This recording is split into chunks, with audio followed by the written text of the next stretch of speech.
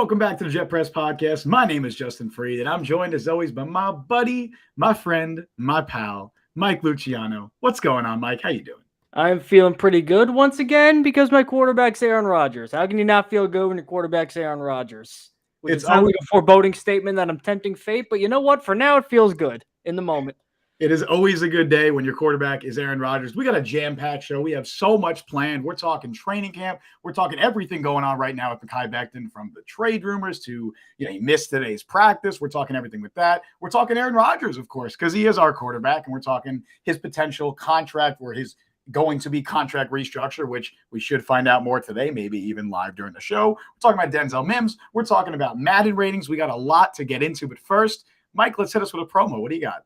From our good friends over at DraftKings. So Jets fans, have you signed up for DraftKings yet? Because if you're a new user, you can receive 150 big ones, $150 in bonus bets instantly after following just these 3 steps. Just create an account, make a deposit, and then wager $5 on any sport. Doesn't matter if your first wager wins or loses, you will still receive $150 in bonus bets.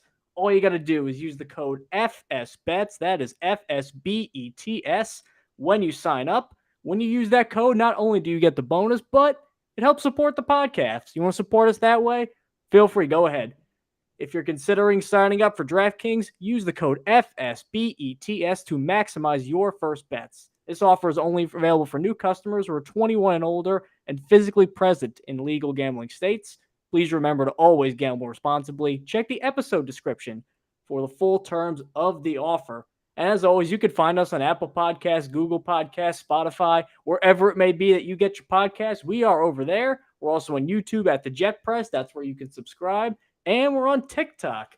We are on TikTok at the Jet Press. You can find all our little great YouTube shorts also over there. All of our little vertical video content all over the interwebs. So let's dive right in head first like Greg Louganis. Let's go and talk about Mekhi Becton. You weren't expecting a Greg Louganis reference to start the show off, were you? No, I was not. But he is a diver for the uninitiated. So one guy who is very much never going to be a diver is Mekhi Becton in his 350-pound frame. And you'd think that he would be dominating right now just because this is the time where physical freaks of nature can really show out in training camp. Like, how the hell do you get past this guy?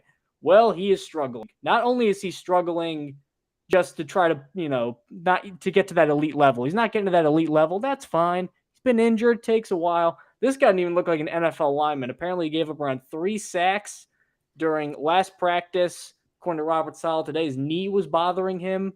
So he's not in practice today, which that's a familiar thing for Mekhi Becton once again. And this all would be pretty tame. I mean, everybody has training camp struggles. Aaron Rodgers threw an interception. Like, guys get beat. It happens. It's training camp. You're figuring stuff out. Then I'm seeing reports from big names, Connor Hughes, Antoine Staley from SNY and the New York Daily News, saying that basically, in so many words, both of them, they would not be surprised if Mekhi Becton ends up getting traded, which would really surprise me because the Jets talked up and down for months and months and months, despite the I am a left tackle thing, despite him publicly calling out the Jets, saying they mishandled his injury, despite all that, they're saying, we believe in Mekhi Becton. We believe Mekhi Becton's going to be a high-level player in this league, despite basically missing the last 2 years entirely with injuries. And then his first chance to really show everybody, this is a new Mekhi Becton. He has fallen flat on his face. It is really disheartening to see. Now, I don't think a trade will happen for 2 reasons. Number one, Joe Douglas is probably going to let Mekhi Becton get every single chance to prove that he's going to be a good lineman in this league. I don't know if he'll take it, but he's going to get it. This was Joe Douglas's first round pick. It's obviously not looking very good, but you know what? Some guys take longer. That's probably what Joe Douglas is thinking right now. That's probably why he's going to keep him. And also, if you're looking to trade for a guy, I mean, what value, honestly, does Mekhi Becton have? If he's not playing like a star or even a starter, he's getting hurt all the time. He's apparently a malcontent because he's willing to speak his mind in ways that might irritate some coaches. I mean, calling out the coaching staff. Yeah, I mean, a coach like a Bill Belichick or a Mike Tomlin, you think they're going to want to acquire a guy like Mekhi Becton to be so willing to go to the writers and say things like that?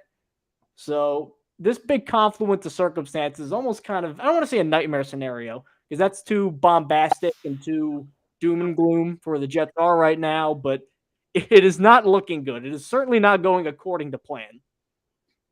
I feel like I'm going to be a defender here for Mekhi Becton. I feel like I'm going to come to his defense. I wouldn't say he's a malcontent. I definitely wouldn't go that far. I would definitely not say that. I know that his comments with, saying the whole left tackle thing and blaming the injury on in other words, on the coaching staff, essentially, the comments that he made this past spring definitely didn't go over well with those inside the Jets organization.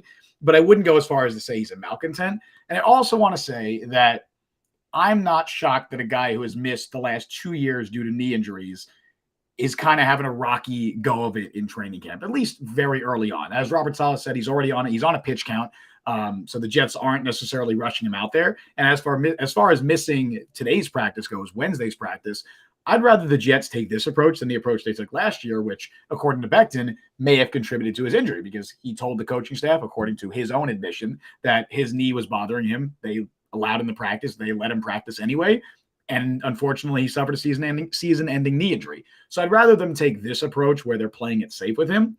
That being said, every rep matters. And it's looking very likely at this stage. And I said this last week, and I think you were surprised by this comment. I said last week that I don't think Mekhi Becton starts week 1 for the Jets.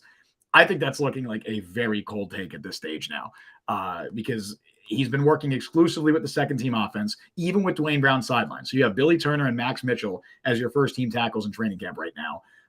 So he's been working exclusively with the backups. He has not blocked for Aaron Rodgers at all this summer. And now he's still, dealing with ramifications and effects of the knee injuries, which I'm not shocked at. I'm not shocked at all. I'm not at all at a stage where I want to give up on the guy. I still very much hope that he can, live up to his potential with the Jets. And I've said this before early in the offseason. I think that he's the X factor with this offensive line, because if he can take over as a starter again this year and resume where he left off as a rookie, this offensive line could be pretty good. But if not, you're relying on someone like Billy Turner, who is a low-level starter at best. He's a fringe swing tackle. That's pretty much what you're getting in him. Or Max Mitchell, who, I think he flashed at points last season, but the Jets drafted him to be a developmental guy, and he's still completely unproven. So you're relying on one of those guys, not to mention Dwayne Brown, who's coming off major shoulder injury and is 38 years old. So I think that a healthy Mekhi Becton and I don't want to say motivated or whatever, but just a Mekhi Becton that looks like the player we saw in his rookie season would be massive to the Jets offensive line. I don't want to be too hard on the guy, but I also want to say that every single rep counts. And right now, I would say it's a long shot that he starts week 1. I mean, I don't want to be too hard on the guy, but I'm asking for things like, can you get on the field and play at an average level for a guy who is a first-round pick in year 4, who has designs on not only starting, but being a left tackle in this league, which he places even greater importance on. He's kind of setting the bar for himself, and he's not passing it. So I'm just going to say, you know what? You're not meeting your own goals.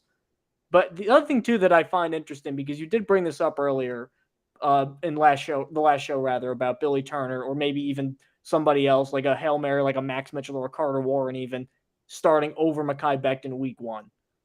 Wouldn't that feels like the end to me of Mekhi Becton? Like that, because that won't get viewed as, you know what, we're going to slowly ease him in, and then by week 4, he's the starter. Like, if he's on the bench week 1, I feel like that's the end of Mekhi Becton for New York. Like, when Zach Wilson got benched in Jacksonville, like, all right, that's the end of Zach Wilson.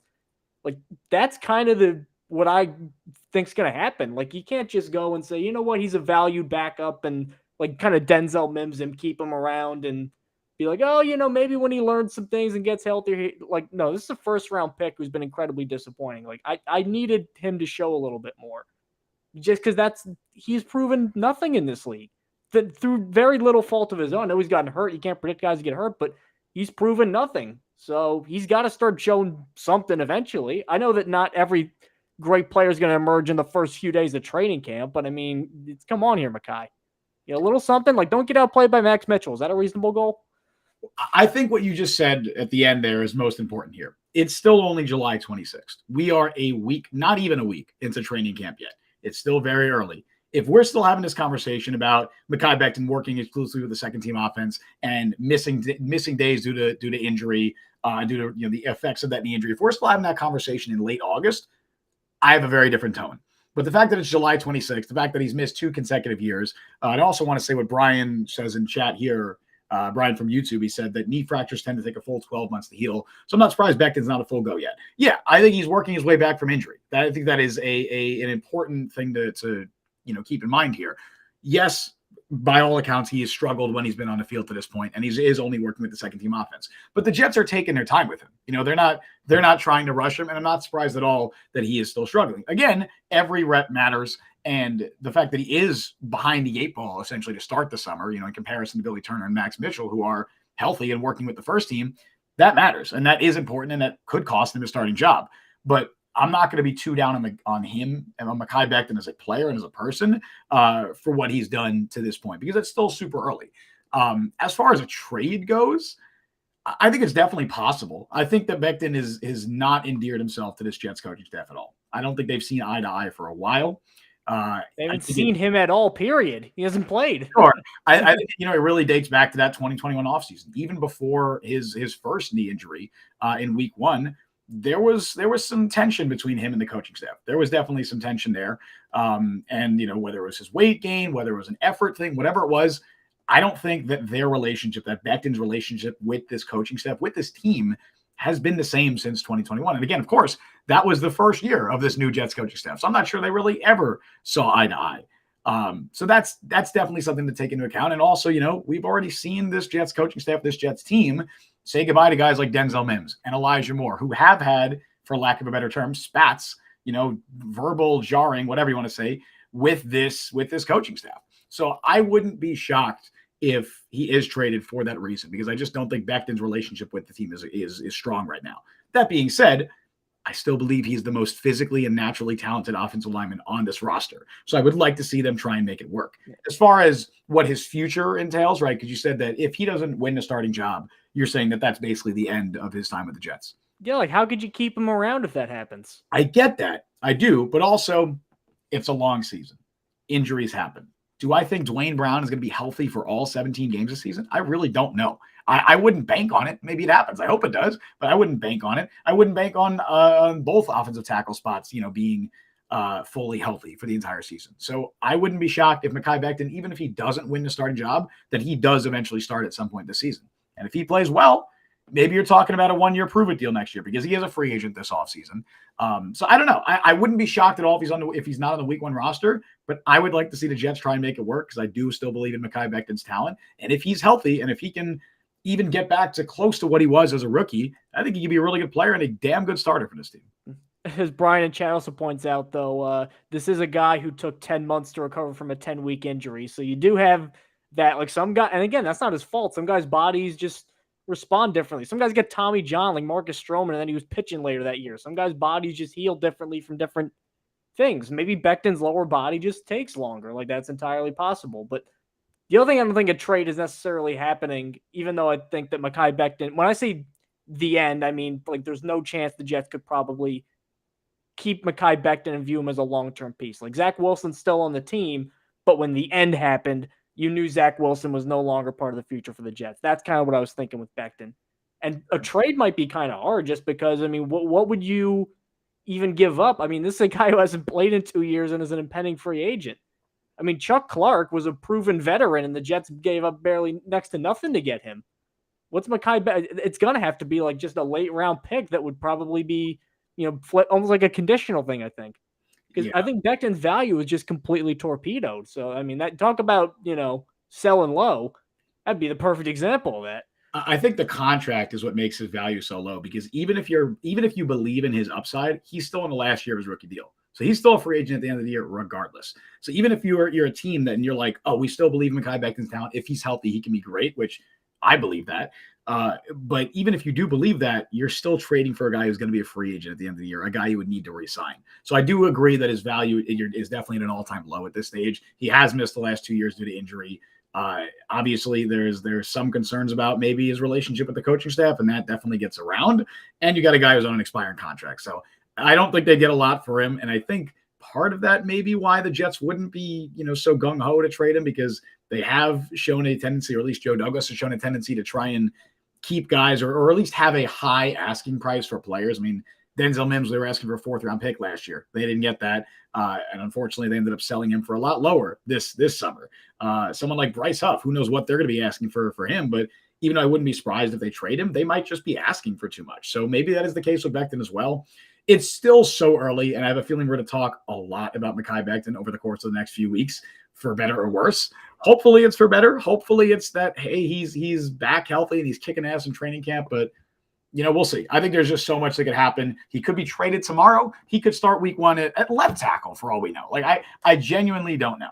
And I think it's going to be really interesting to see how that develops over the next few weeks. Well, even if you take Becton out of it, there is a lot to look at in training camp. Even without Becton, without the Aaron Rodgers pomp and circumstance, there's tons to look at. There has already been some guys who've established themselves as big winners, guys who have probably made an impression on Robert Saleh, and guys who made an impression on Robert Saleh for the wrong reasons. We would call them losers in common parlance. And when I think of who's really been a quote-unquote loser so far, looking at what's coming out about training camp, I haven't seen what's going around. We keep talking about Mekhi Becton underperforming, but man, if Billy Turner is the replacement, that is not going to be – you're not getting Jonathan Ogden or Orlando Pace or Hall of Famer in there if you put Billy Turner in. And I know Billy Turner knows the offense. Like, that's great, but if you can't execute the offense at a high level or play well, as it's known, which Billy Turner has shown the last couple of years he cannot, that's why he keeps moving around from team to team, and Nathaniel Hackett keeps saving his butt, that's concerning. I mean, Turner was allegedly beat up. I saw a quote from, I believe it was Sports Illustrated or Heavy, that he was thrown around like a rag doll by a couple of the Jets defensive linemen, which is not what you want to hear from a guy who could potentially be starting. And I think it undermines the whole, we've got solid depth kind of mantra that the Jets have been pushing. Like, I think they have good depth pieces in general, but honestly, if a guy, let's say Becton got hurt and he couldn't play, like, I would rather want to see Max Mitchell or Carter Warren. Like, at least I want to see a younger guy. Mitchell, I thought, was put in a very tough situation last year. I thought that he had some struggles, but for a fourth-round rookie, he handled himself fairly well. I mean, coming from Louisiana Lafayette, then he had to go play the Bills and the Patriots after 5 or 6 weeks. I thought, you know what? There were some struggles, but he did okay. Carter Warren, a guy I really liked at Pitt, a guy that I thought probably would have went higher if not for his last year in college, where there were some injury things and he probably slipped a little bit. He's a legitimate talent. They're moving him around a little bit. Billy Turner, to me, is just, there's no upside for playing Billy Turner as a starter right now, other than he knows Nathaniel Hackett's offense, which, looking at Denver, that is not necessarily because we know what Nathaniel Hackett's offense can look like when he doesn't have Aaron Rodgers. So knowing that does not necessarily guarantee you playing time. Yeah, I think just the entire offensive line really as a whole has struggled a ton in training camp. And it's hard to tell how much of that is just how good the Jets defensive line is, because I think if we're talking about winners, you have to just really mention the entire defensive line. So it's hard to tell how much of that is the defensive line being great and how much of it is the offensive line just really struggling. It does seem like the Jets tackles have had a lot of issues. Of course, Dwayne Brown isn't out there, and you hope that if he's starting week 1 at left tackle, that he would be better. But you've had Billy Turner at left tackle. You've had Max Mitchell at right tackle. That's been, for the most part, your first team offensive tackle duo. And they both struggled. They both had their issues. Carter Warren, I've seen, had his issues as well with the second team offense. Of course, Mekhi Becton was having his own issues with the second team as well. So it's just been a really rough go for the entire offensive line. And I know that that's probably priority number 1 or concern number 1 going into the season. So it's not ideal to be seeing that early on with pads on now. Starting, I believe, yesterday, they had pads on for the first time on Tuesday. It's not ideal to see that, and obviously hope to see that improve a little bit. It's not uncommon to see the defense generally getting the better of the offense early in training camp. That happens a lot, but I do think that we want to see the offense, specifically the offensive line, perform a little bit better. I honestly don't really have any other ones for losers of training camp other than just the offensive line, because it's been bad. But I have a ton of winners, and I think that that's pretty common with training camp. You generally tend to hear the good rather than the bad.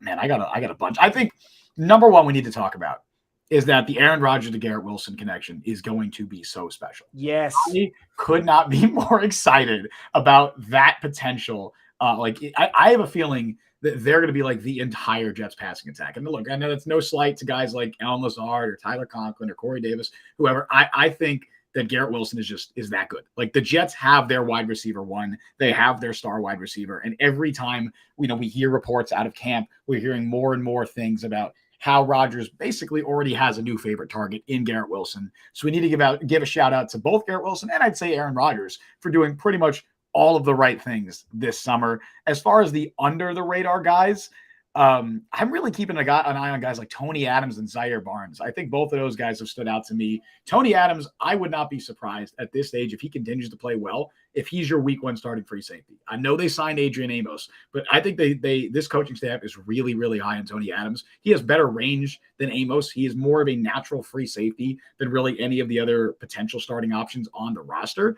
I think the Jets kind of want to see him grab that job. He had an interception today. I think he's playing very well, and I think he's continuing to stand out. And I would not be surprised at all if, even if it's not week one, at some point this season, we're talking about him as your week one, as your starting free safety. As far as Zaire Barnes goes, he had a sack yesterday. He had an interception today. I think the Jets, as much as they're still interested in bringing back Quan Alexander, they really like Jamien Sherwood. I think I've been impressed with what Zaire Barnes has done so far in training camp. I think they see Sherwood and Barnes as two capable players who can play that third linebacker role, and that makes me think that they don't think they need to sign Quan Alexander, which I would still like to see Alexander brought back for more depth. I'm not super sold on this Jets linebacker room, but it is nice to see a guy like Barnes stepping up and making some plays in training camp. Barnes surprised me too, because I remember when he got picked, a lot of the hype around him was he's going to be a great core special teamer. Yep. And they didn't really know if he was going to, because he's a little bit of a smaller guy for a linebacker. They didn't know if he just would physically kind of mature enough, I guess, to land a linebacker role. But, this is the Jets again, finding a late round kind of linebacker, safety hybrid kind of guy like Sherwood and Hamza Nasruddin, and just saying, you know what, we're going to beef you up and we're going to make you a backup linebacker. And it seems like Barnes is just the next one up in that regard. In terms of winners for me, one player that really stood out as a guy where I'm like, okay, I think we might be onto something right here is Jermaine Johnson, because he came in, he wasn't bad last year. I thought he was a really good run defender. I thought that he had a lot of his best plays were in big moments, like that sack on Josh Allen in the win against Buffalo where he was rolling out. Open field, tremendous tackle. I thought that he's a really good two-way player. I just thought the pass rushing was kind of not really what I was expecting. Now, even then, his last year at Florida State, he kind of had a lot of his sacks were, a lot of his sacks were against, I think, kind of the inferior competition. He had a lot of them in a couple different games that kind of bumped his numbers up. Thought it'd be a little raw on that end. But he comes in after the Jets drafted defensive end 15th overall, saying, not that they're going to start Will McDonald over Jermaine Johnson, but that was clearly something where they said, you know what, this is going to be our new defensive end, our new top defensive end. Jermaine Johnson, you're going to be the second most important defensive end for the future.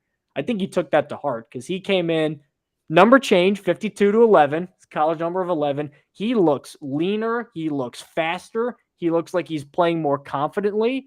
I mean, part of the reason that the offensive line was getting beat up was because they were going against Jermaine Johnson, who was just bowling people over. I don't think he'll really ever be a consistent 10 sack guy. I think McDonald's probably a better pile up the sacks, pass rush specialist kind of guy. But if the Jets could find a way to make Jermaine Johnson almost like a Max Crosby kind of guy, I feel like is going to be a good comparison for what he could be if he hits his full potential. If he gets closer to that and he keeps the run defense up, but also just starts torpedoing towards the quarterback a little bit more this year, which is entirely possible, this Jets defensive line could be a real problem. I think that Jermaine's going to have a big breakout year.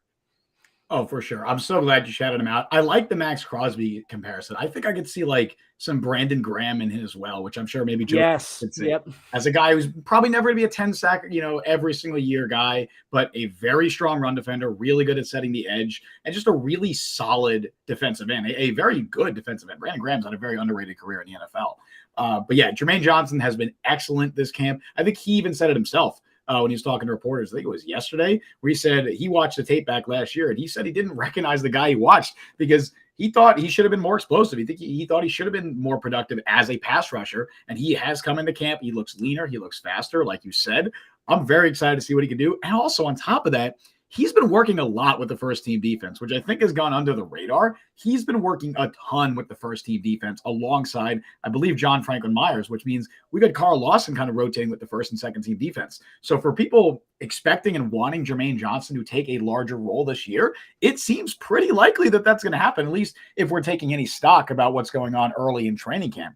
I think the Jets are very high on Jermaine Johnson. I think they're very high on a lot of guys in that D-line because even aside from Johnson, Will McDonald, I know he had that leg injury that cost him a few days of camp. He's come out. I think he's had sacks in each of the last two practices. Bryce Huff has been at a really good camp. I know that's not a surprise at this point, and I really hope he still has a role in this team because the dude is so good.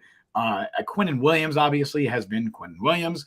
Al Woods has made some plays as a run defender. I think that Williams-Al Woods duo could be a dominant run-stuffing tandem. I think that could be a really important addition this offseason is Al Woods because for as good as Sheldon Rankins was last year, run defense has never been his strength. And specifically, the Jets' defensive line struggled a lot in run defense when Quinnen Williams was off the field. So having Al Woods either to pair next to Quinnen Williams or even put him in there with the second-team defense if you want to, that is going to be huge for the Jets' run defense. So that honestly, just shout out the entire Jets' defensive line because they've been great this summer. You know, one thing I've learned about the Jets as we move on to our next segment, Justin, is what's that? Robert Saleh, I think, is a pretty good football coach, and I think they got a good structure around him. They're not good liars because all of they've talked about recently regarding Aaron Rodgers, because obviously there's some uncertainty about how long they're going to have him. Oh, I was 90% retired before I went into the darkness retreat. And then he comes out and says he wants to play for the Jets. They've all been saying, you know what, don't enjoy it, just have fun. That is if I've ever heard a load of bullshit. I mean, that is the BS meter it's breaking the scales. It's like a cartoon thermometer or the guy gets hot and they like start blowing steam out their ears. That's what the BS meter is going up with that statement. Like, yeah, we'd be fine if we did all this for 1 year of Aaron Rodgers. Like, come on, stop kidding yourself. I know you want to look tough. Stop kidding yourself.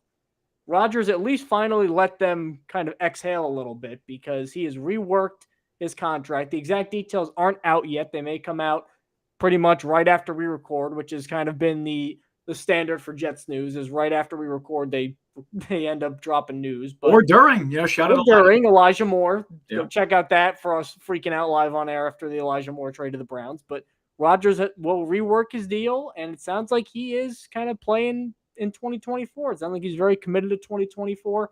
I think the Jets always knew that this was going to be a multi-year project because you don't give up a first-round pick, 2 first-round picks. I know they swapped, but 2 first-round picks for Aaron Rodgers and for 1 year of it. This was a multi-year thing, and at least finally there's some clarity now. Like, all right, Aaron Rodgers is in. It seems like he's getting along very well. It doesn't seem like he's kind of aloof or disengaged because that was always the concern with Green Bay, especially at the end was, he could be a little prickly. He can be a little, we're going to do things my way, which is probably not going to fly in a new team, a young team. Like, you want to be kind of mingling a little bit, getting to know the guys. Seems like he's doing that. He's been balling in training camp, and it's just refreshing to see a quarterback. All the quarterback highlights are dropping dimes and the tight throws to Garrett Wilson. He has a connection there. We're not charting quarterback passes, seeing who overthrew this many guys or how many guys got intercepted. Like, remember the Hackenberg days when there were these apocryphal tales of like, oh, he overthrew a guy and he hit a reporter on the sidelines, or, a guy yelled at him and he got scared and dropped the snap. Like, there's none of that. Aaron Rodgers is in, and it sounds like he's really getting along great with the guys. So obviously, live bullets aren't flying because it's training camp, but hard to imagine a better start for the Jets. Yeah, you said it right there. I think it's hard to imagine a better offseason for Aaron Rodgers. I think he's done everything right since coming to the Jets. Everything he should be doing, everything he should be saying, he's done. And I think all of that just kind of shows that he is in this for more than 1 year. Now, of course, Aaron Rodgers speaking to the media today, he did say that you never know what could happen. Obviously, you don't know what could happen with his body, with his mind, where he's going to be at next offseason. There's never going to be a sense of certainty there. We know that. And I don't blame the guy, obviously, because it's hard to predict what's going to happen over the course of the next 6 months. That being said, he showed up to OTAs. He's gone the extra mile with all of his teammates. Today during practice, when he wasn't on the field, he went over and talked to the cornerbacks, which and the reporters in attendance were saying they've never seen that happen before in training camp. So I think he's doing everything right. He's going the extra mile with everything. He's saying all the right things. He's doing all the right things. The Jets clearly made this move expecting Rodgers to be here for 2 to 3 years. I would say at a minimum, they expect him to be here 2 years. They're hoping, and the plan is probably 3 years. Of course, a lot of that's going to depend on what happens this year, if Rodgers can stay healthy, if the Jets are winning, because most importantly, if you are playing in the NFL, if you're Aaron Rodgers, you want to be on a team that's still competitive. If the Jets win 4 games this year, I don't know why he'd want to return next year, right? Also, that would probably mean he did something wrong, or he played poorly, or he got hurt, something like that as well. But yeah, if the Jets are winning, he's having a lot of fun, clearly. I think he wants to stay here for 2 to 3 years. I think the Jets expect him to stay here for 2 to 3 years. We're going to find out more when the contract details get revealed. I have a feeling they're going to be structured as if he's here for 2 to 3 years as well. So I think that just seems to be the plan, and it's encouraging news. Of course, we started this show saying we're feeling good because Aaron Rodgers is our quarterback. He is the quarterback of the New York Jets, and if all goes according to plan, that should be the case for the next 2 to 3 years. I'll say this about Rodgers too: he is a master at pandering. I mean, every going to all those New York games, and I love being in New York, and I'm like, this guy is a master at pandering and knowing what the reporters want to hear. I get that he's almost 40, so he's got experience at that, but you know what? Masterful panderer. I don't know how authentic it is, but you know what? I gotta respect the craft and the hustle. So, Justin, really quick, you have a message from our friends at DraftKings, do we not? That I do. Similar to what you said in the beginning, of course. This helps us out a lot, guys. So just shout out DraftKings for doing this. Jets fans, you guys signed up for DraftKings yet? If you're a new user, you can receive $150 in bonus bets instantly and following just 3 steps. Create an account, deposit, and then wager $5 in any sport. And that's it. Whether your first wager wins or loses, you'll still receive the $150 in bonus bets. All you have to do is use the code FSBETS when you sign up. The best part is using our code FSBETS, that's FSBETS, not only gets you the bonus, but it also supports the podcast. So appreciate you guys helping us out. If you're considering signing up for DraftKings, definitely use our code FSBETS, that's FSBETS. It's on the screen if you're watching on YouTube. To maximize your first bets. This offer is available to new customers who are 21 and older and physically present in legal gambling states. Please remember to always gamble responsibly. Check the episode description for the full terms of the offer. Again, we appreciate you guys helping us out in the show if you have the opportunity. Justin reading that like Edward R. Murrow over here. So let's go. I don't know who that is, but I'm doing my best. Oh, look up your history of the press, man. Go look up. Ask your grandparents. I know Edward R. Murrow. He's an old newscaster guy. Sure. Walter Cronkite, that whole era. I know that. I know. I'll Google it after the show. I'm sure every Jets fan over the age of like 55 or 60 just had their brain fall to the ears. Like, how can you not know who Edward R. Murrow is? But go look him up. Sure. And moving on from waxing poetically over 50s news anchors, we are going to go back to a former Jet who, in keeping with our theme of having news break right after the show, last week we talked about Denzel Mims getting either waived or traded. We both assumed waived because who would trade for him? Well, team traded for him, the Detroit Lions, who I think are a good situation for him, honestly, because they have an up-and-coming offensive coordinator who 1,000% is going to be a head coach next year, and Ben Johnson, who did tremendous work last year. They're a team that everybody thinks can be a postseason force, probably one of the favorites in the NFC North. A good quarterback in Jared Goff, and they need receivers because Jameson Williams has been suspended for first few games of the season due to the whole gambling scenario. So Dan Campbell saying, you know what? There's no way this guy's this bad with his physical tools. Let's give him a shot. I'm like, all right, good for Denzel. And then Denzel comes out in his first interview, and I know he's got a chip on his shoulder. I know he's a little pissed about some of the things that happened with the Jets tenure, but immediately saying the vibes are a lot better. Immediately saying, I know the playbook, because that was a very common criticism of Denzel Mims, at least from the New York Jets coaching staff, was that he didn't know the playbook very well. They want him to learn the playbook from a couple different positions. He never quite got into it. That was always the excuse that they used, was he never really knew the playbook very well. And then Denzel Mims also comes out and basically says, like, I did everything he could with the Jets. And he seemed to imply that, like, the Jets had something against him. At least is how I read it. Maybe I'm reading too much into it, but a lot of the comments seem to be like the Jets got personal with it, and now I'm in a situation in Detroit where I got people who believe in me. The Jets never believed in me because it was a coaching staff that didn't draft me. And there might be some truth to that, but that also has to, if that's true, then the Jets also were struggling at wide receiver because they didn't have great depth and struggling offensively in general, and said, I know Denzel Mims is a good option, but we're not going to play him anyway because we don't like him for whatever reason. So if you believe that, then you have to believe the other thing, which I don't necessarily think so. So I get where he's coming from. I know why he's saying it, kind of a jaded ex-employee, but some of the quotes were like, kind of lame, man. Just my viewpoint. Yeah, I get it. I'll read some of the quotes here so people have context. Of course, reading quotes is different than hearing them, so I definitely encourage anybody to look up the actual quotes themselves and hear it. But yeah, he said that the vibes here are a lot better, referring to the Detroit Lions. He said, "You're damn right. I got a chip on my shoulder. It's time for me to show it, though. I'm ready to show it." Also was asked why he. This was a wild question. He was asked why he didn't show it with the Jets. That's a wild question to ask him. He said, "Hey, why'd you suck, man?" "Yeah, that's pretty Got wild." any insight? He said, "You'll have to probably talk to them with that. I got no control in that. I did everything I could there." And then he also added later, where's the exact quote, about something about the playbook that he's already, he said, I kind of already have the system down. I'm been getting in early and staying late. I pretty much have the playbook down already. So I think that I do not believe that for a second. well, that he knows the entire playbook in a day. that's fair. I think that some of those can definitely be read as shots. I hate using the word like shots, taking shots at the Jets, because it almost sounds like he's going out of his way to make those comments. I think some of it is just like, I don't know if it's subconscious or whatever. Like, those were criticism about him dating back to his time with the Jets, right? They struggled to learn the playbook. The maybe effort was called into question on certain occasions, and also like, the whole thing about playing different positions. I think all of that were criticisms that not only media had, but the coaching staff seemed to have about him dating back to his time with the Jets. So I think it's fair for him to just kind of say, hey, those aren't issues here. Like, I think that's kind of what he's doing. I think it's kind of standard stuff. I think it's just him saying, hey, I'm hoping to maximize this opportunity. I don't know why it didn't work with the Jets. I did my best. I did all I could. Maybe he could have handled it a little bit better. Maybe he could have been like, I wish them well. And, I whatever. I don't know. But I wouldn't read too much into it. I'm trying not to, at least. Honestly, I'm just hoping for the best for him. I hope he kills it in Detroit. I hope he does well. Even though that would reflect poorly on the Jets if that happens, I still do want the best for him.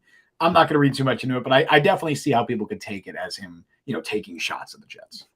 And as Brian points out in chat, he said that he now has the freedom to play every position I want to, as if his failure to play multiple roles wasn't why he got scratched and benched repeatedly. Like, yeah, come on, man. Like, he's kind of talking out of both sides of his mouth here.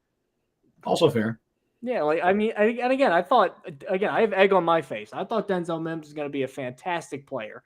I loved him at Baylor. I thought that he got picked later than I would have picked him. I thought he was on that fringe of kind of the late first, early second round. So I wanted him to work out. But again, like it just, and I know he's not going to say publicly, like, I fucked up or I had problems that led to me not playing well. Like, I didn't just grasp something right now, but like, I mean, that's part of it. Like, this was not just the coaching staff had it out for him. I'm trying not to read too much into it too, like you, but if I were a guy who wanted to read into it, that I could easily see how he could say, like, you know what, yeah, this was just, I got a coaching staff that stunk and the coaching staff didn't like me. Well, it's like, hey, we gave you opportunities, Denzel. Like, he was not just deactivated for every game. They gave him shots and he just didn't take them.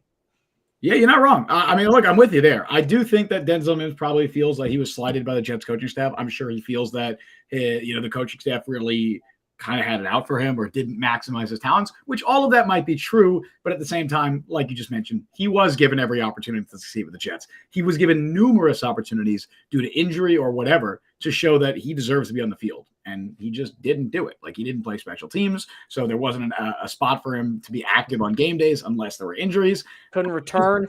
He didn't return, and he didn't maximize his snaps on offense. He really didn't.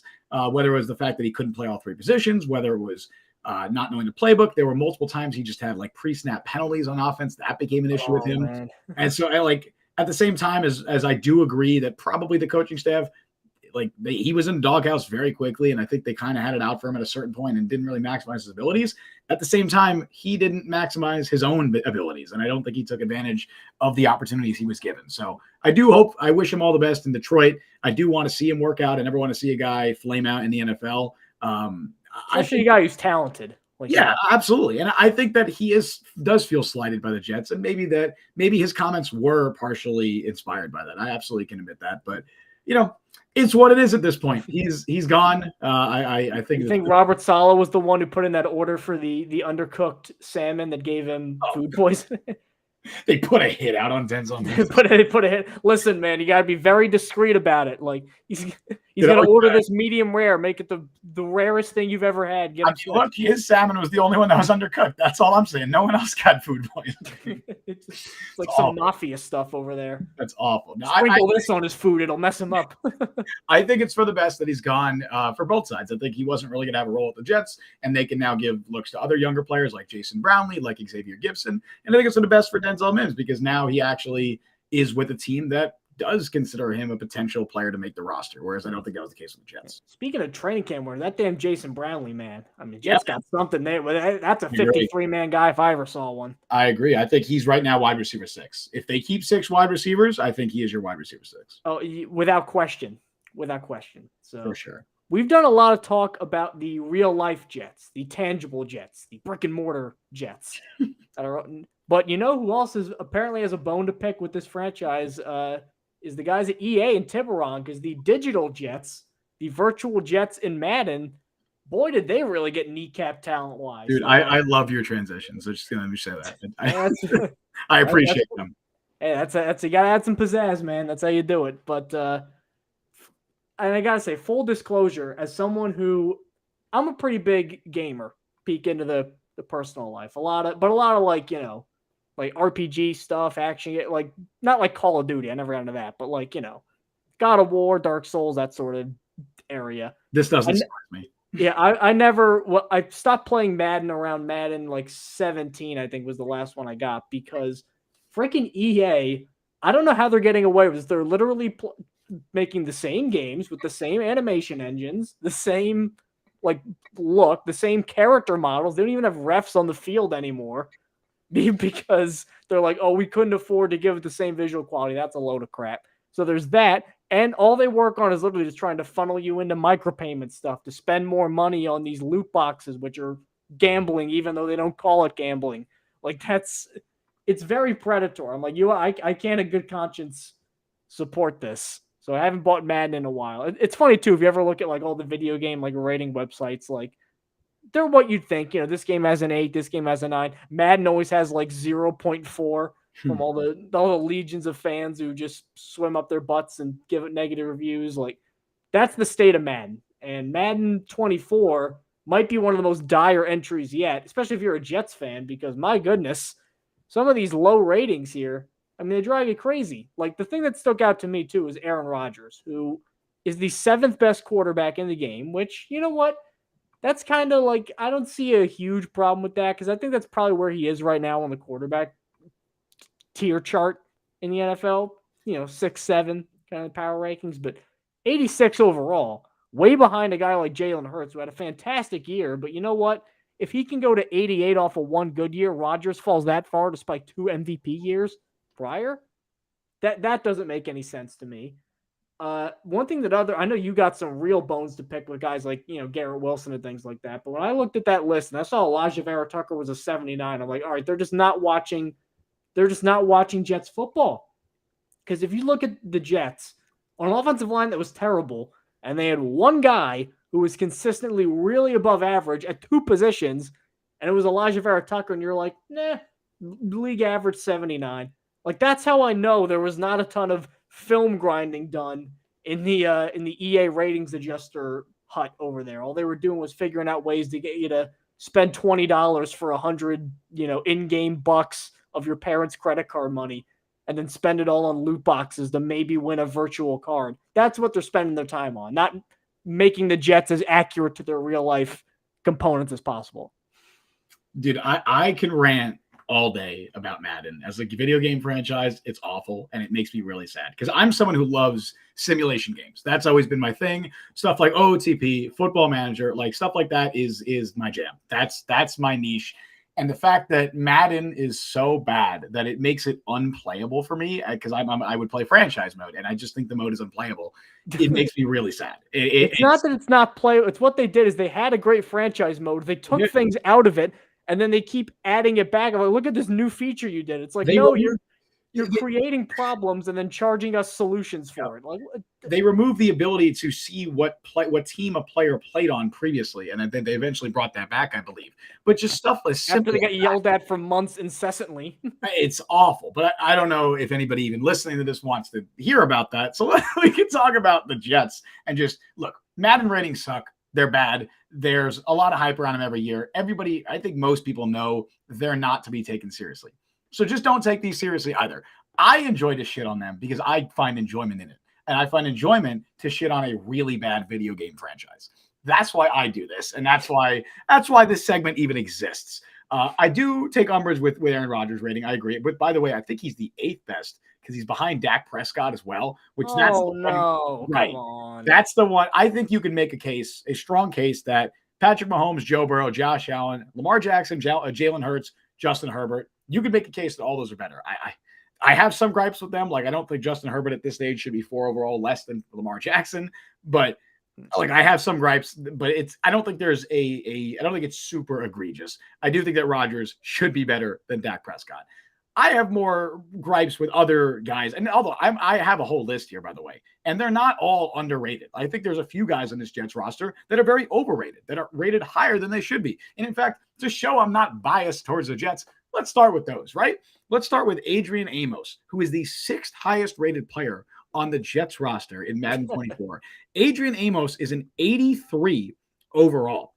An 83 overall. That's higher than, or it's the same overall as DJ Reed, which we'll get to that in a moment. It's higher than guys like Breece Hall, than Carl Lawson, than Elijah Vera Tucker. It's wild to me that, I mean, look, and this isn't the shit on Adrian Amos, right? Because Adrian Amos, he was a really good safety for a long time.